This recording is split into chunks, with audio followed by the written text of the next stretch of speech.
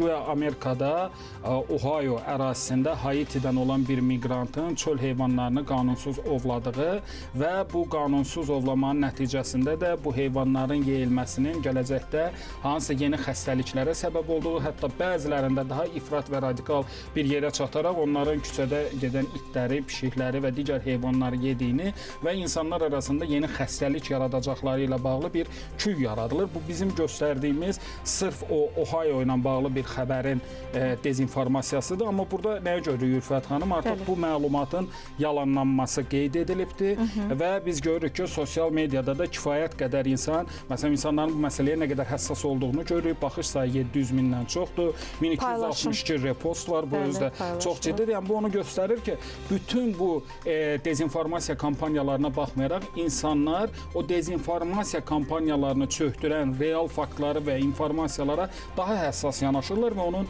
təbliğatında, yayımında da iştirak edirlər. Mən hesab edirəm ki, media heç bir halda belə çirkin oyunlara getməməlidir.